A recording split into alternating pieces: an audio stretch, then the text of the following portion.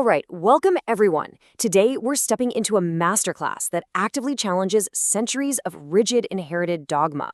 Whether you are a university student, a young researcher, or just someone hungry for enlightened thought, you are absolutely in the right place. We're going to strip away the myths and look at what the original source material actually says about building a thriving modern civilization. It's a true journey of the mind, and honestly, I am thrilled to be your guide through this explainer. Okay, let's dive into this by taking a quick look at our syllabus. We'll be redefining Islam as a message of science and work, freeing the mind from heritage, investing in the earth and space, building global peace through justice, exploring Quranic statecraft, and finally, delivering a vital message directly to you, the youth. So, let's kick things off with part 1, Islam, a message of science and work. I want you to just take a moment and really question what you thought you knew about religious practice. Because, for so many people, religion is tied strictly to rigid rituals. But what if the original intent was something radically different? Well, to answer that, we turn to the insights of the researcher Professor Mohamed Al-Shurafa Al-Hammadi, founder of the International Message of Peace Foundation. He redefines the faith entirely. Islam is actually a dynamic, civilizational blueprint. It's a direct, active call for scientific exploration, earthly work, and resource extraction, rather than just sitting in a mosque. Just look at this verse from Surah Al-Mulk, verse 15. The text explicitly commands humanity to walk the earth, move about its regions, and extract its provisions. This isn't just some metaphorical poetry. This is a literal divine mandate to actively work, discover hidden treasures in the earth, and use those resources to elevate our standard of living. It's all about sustainable development and active, hands-on participation in the physical world. Moving right along to part 2, freeing the mind from heritage. Imagine two completely diverging paths for civilization. On one side, the Quranic approach champions reason, freedom of choice, scientific innovation, and human unity. On the other side, inherited human-made traditions pull society down into dogma, rigid rituals, and ultimate division. Now, what's really interesting about this slide is how Professor Al-Shurafa points out a profound conflict here. Relying on historical traditions has fundamentally restricted rational thought and halted civilizational progress, effectively burying the original divine intent under centuries of human myths. And the source material actually warns against this very thing. Surah Al-Ma'idah, verse 49, specifically cautions against following human desires over divine revelation. Elevating fabricated folklore above the Quran doesn't just halt progress, it literally shatters societies.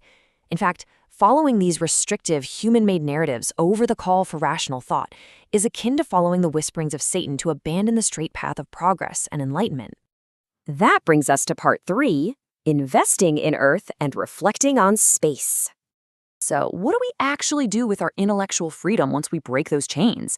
We apply a practical, step-by-step strategy for national prosperity. Step 1, deep scientific research and reflection. Step 2, extracting hidden resources. Think of modern geological surveys, mapping minerals, or building advanced energy grids. And step 3, converting that physical wealth into sustainable human welfare. It's a highly rational economic formula for building a truly thriving society. And this exploration isn't limited to the ground beneath our feet. Surah Fusilat, verse 53 clearly states, "We will show them our signs in the horizons." This is an explicit divine call to study astronomy, to look up at space and to understand the cosmos. It frames astrophysics and space exploration not as secular pursuits but as absolute, fundamental mandates for building an advanced civilization.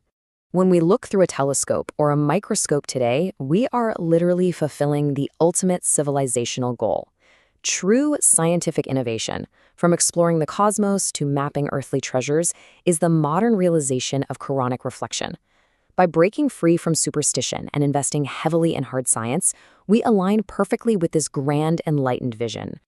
Let's shift gears slightly for part 4, justice and cooperation for global peace. Because let's face it, a civilization cannot thrive on technology alone. It needs a stable society.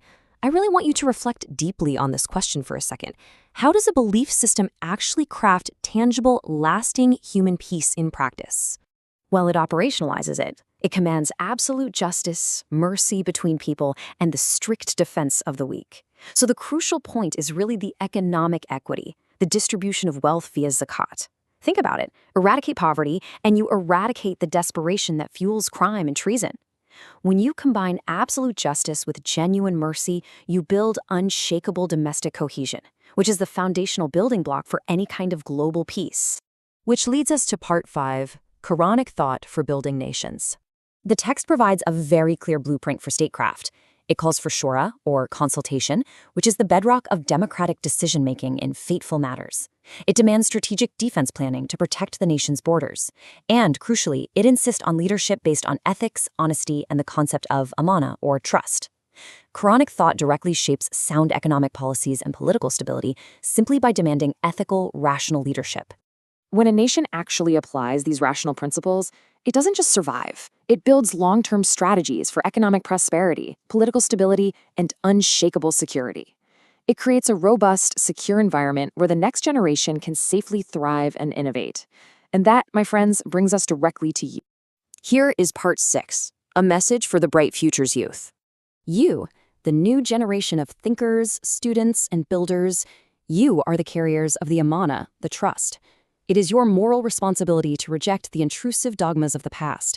You have to rely on your rational thought. Use scientific research, technological innovation, and ethical work to build a prosperous homeland.